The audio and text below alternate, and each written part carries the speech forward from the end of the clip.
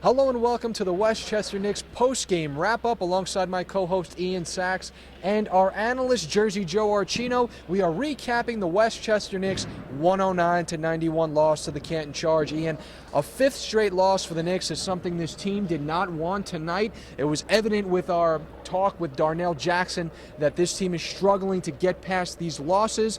But they did have 4 players in double digits. Well, when you look at the 4 players in double figures, Darnell leading the way with 28 points tonight, you saw that this team could be balanced. But the thing is, so shorthanded tonight, just 8 players.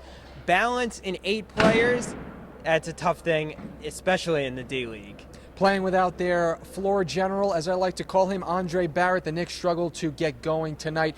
Basically on all aspects of the floor, but one thing we can really emphasize was the defensive issues, Joe. And it's probably the thing you've got to be most concerned about. I think if you look as a whole this season, there really hasn't been a great increase in their ability on that front. They've really struggled getting in rhythm on that end of the floor and getting consistency. And I think that's the only thing you wanted to see is gradual improvement in that consistency on defense. And we're almost at the end of the season. We just have not seen that to this point. Now, Joe, at the end of the game, we did see Thanasis really stepping it up on defense and taking his man right from half court, playing really tough defense on him. Do you think that's something that can carry over for this team? I think he's always been that piece that you could always count. The consistency thing we were just talking about, he's probably been the most consistent piece on that front of the floor.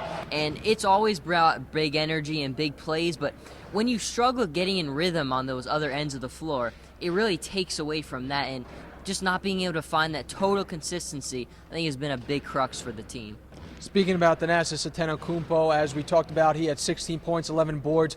Definitely an impactful player on the game. Moving forward, they look to him as such an energy guy. We've talked about it all year long, and today it was very evident that towards the end of the game, as Ian said, he was pushing up on players, trying to get the team to press. And if you looked up at the scoreboard, there was really no shot for this team. But closing this season out, what is your outlook? What is your outlook if you're Kevin Whitted? What is your outlook if you're this team? What are you playing for? I think right now you see who's here and who this really means a lot to. This is a team that's 10-36. There's been a culture of losing right now. And I think the way you finish says a lot about your mentality as a player. And if you're really buying into this system, I think the guys you see really giving it everything they have in these last couple games is showing you the guys who are really buying in and doing whatever it takes at this level. Well, I think now when you come down to the final part of the season, it's all about pride. And for a team that's at the bottom of the standings like this, in the D-League, where the players really want to be up in the next level, it's all about finishing with pride and showing this is what we can do, and this is how we closed out a season. Well, the Knicks also got dominated in the paint tonight, 60-48.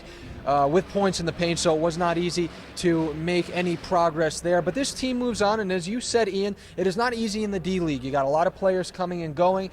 To develop chemistry, it's a daunting task, and this team this year has struggled with that.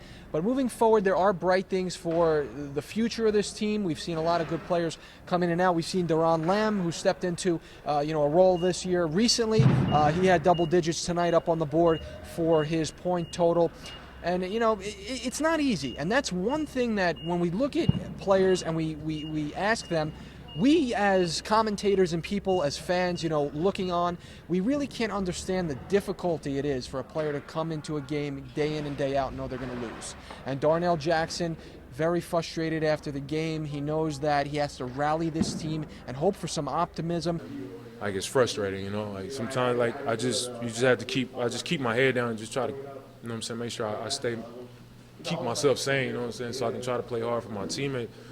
Like, this losing thing that's going on with us, man, is bad. And like, I have a lot of good guys, man, on this team that help me to stay focused, like, and just, I know nobody hates to lose, nobody likes to lose. It's just, hopefully, God willing, that we can get a win, the last home game. Like, I want to leave here at least with a W. What do you think the big league team is looking at in terms of knowing who they want to pull up moving forward to next year?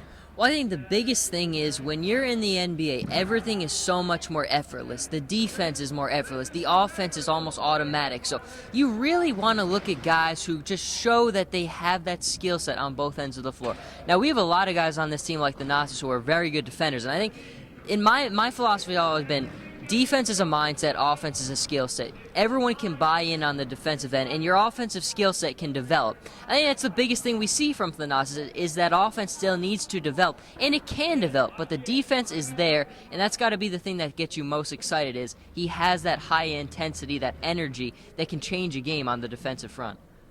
Well, this show is the mindset, and these characters right here are the skill set.